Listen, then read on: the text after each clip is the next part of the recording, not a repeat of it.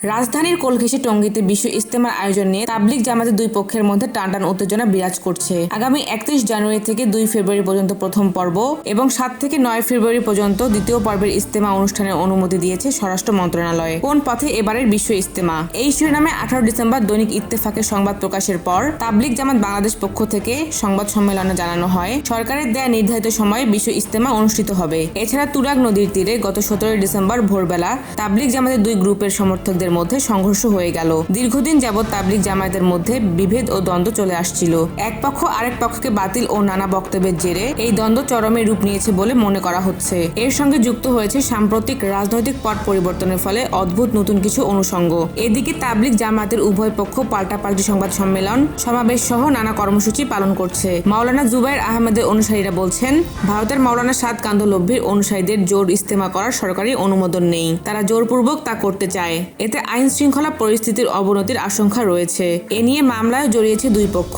জোর ইজতেমা নিয়ে বিরোধের জের ধরে সাতপন্থীদের শীর্ষ মুরব্বী সৈয়দ ওয়াসিফুল ইসলাম সহ 15 জনের বিরুদ্ধে গত রোববার টঙ্গী পশ্চিম থানায় মামলা করেছেন মোহাম্মদ হোসেন নামে জুবায়েরপন্থী এক সাথী। জননিরাপত্তা বিভাগের একাধিক সূত্র জানায়, বৈঠকে দুই পক্ষকে সমঝোতায় আনার জন্য সরকারের পক্ষ থেকে চেষ্টা করা হবে। জননিরাপত্তা বিভাগের দায়িত্বশীল সূত্র জানায়, যদি তারা সমঝোতায় না আসেন তাহলে প্রয়োজনে ইজতেমার অনুমতি বাতিল করা হতে পারে। কোনো অবস্থায় সরকার আইন শৃঙ্খলা পরিস্থিতির অবনতি ঘটতে দিতে পারে না, কারণ তৃতীয় পক্ষ এর সুযোগ নিতে চেষ্টা করবে। তাবলিগ জামাতকে বলা যায় সবচেয়ে বড় অরাজনৈতিক একটি ধর্মীয় সংগঠন। সেখানে প্রতি বছর ইজতেমার সময় সব রাজনৈতিক মতাদর্শে বিশ্বাসী মুসলিমগণ যোগ দিয়ে থাকেন। পবিত্র হজের পর তুরাগের তাবলিগ সম্মেলন মুসলমানদের দ্বিতীয় বৃহত্তম জামায়াত। ধর্মভিত্তিক রাজনীতির বাইরে তাবলিগি শিক্ষা ও আদর্শ প্রচারিত হওয়ার এর একটি বৈশ্বিক পরিচিতি রয়েছে। প্রতি বছর বিশ্বের প্রতিটি স্থান থেকে 70 থেকে 80টি দেশে ধর্মপ্রাণ মুসলমান টঙ্গীর তীরে আসেন। ইসলামের শান্তির বাণী শুনে নিজেকে সুশীতল করে সেই বাণী পুনরায় সারা বিশ্বের মানুষের মাঝে দ্বীনি দাওয়াত হিসেবে প্রচারের জন্য সাদ অনুসারীদের জোর ইজতেমা ঠেকাতে গত রোববার বিকেলে ইজতেমা মাঠে অবস্থানের ঘোষণা দেন মাওলানা মামুনুল হক। এরপর রাত থেকে ইজতেমা মাঠে দলে দলে প্রবেশ করতে থাকেন জুবাইরের অনুসারীরা।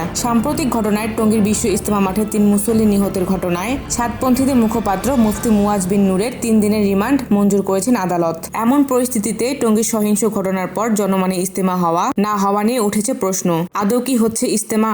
যদিও হত্যা মামলা রুজু হওয়ার এই ঘটনা একটি আইনি সমস্যা তৈরি করছে, তবুও এটাকে শক্ত হাতে সমাধান করতে তৎপরতা ও সমাধানের কাজ করছে অন্তর্বর্তী সরকার। এই বিষয়ে তাবলিগ জামাত বাংলাদেশ এর মিডিয়া সমন্বয়ক হাবিবুল্লাহ রায়হান বলেন, নির্ধারিত সময়েই বিশ্ব ইজতেমা পালন করা হবে। সাতপন্থীরা ইজতেমা করতে চাইলে কঠোরভাবে প্রতিহত করা হবে। ইজতেমার মাঠে সহিংস ঘটনার জেরে সৃষ্ট উত্তপ্ত পরিস্থিতি নিয়ন্ত্রণে দুই পক্ষের সঙ্গেই বৈঠক করেছিলেন স্বরাষ্ট্র উপদেষ্টা সহ কয়েকজন উপদেষ্টা। সচিবালয়ে বৈঠকের পর হেফাজতে ইসলামের আলোচিত নেতা মাওলানা মামুনুল হক সাংবাদিকদের জানান, এবার সাতপন্থীরা আর ইজতেমা করার সুযোগ পাবে না, তাদের সেই সুযোগ দেওয়া হবে না। সাম্প্রতিক ঘটনার বিষয়ে জাতীয় মসজিদ বাইতুল মোকাররমের খতিব মুফতি আব্দুল মালিক বলেছেন, দিনের কাছে বিভক্তিকর কারণ হচ্ছে হক ও সঠিক পথ ছেড়ে বিচ্যুত ব্যক্তির অনুসরণ করা। এই বিভক্তি দূর করে একতাবদ্ধ হওয়ার একমাত্র সমাধান হচ্ছে সে পথ ছেড়ে হকের পথে ফিরে আসা।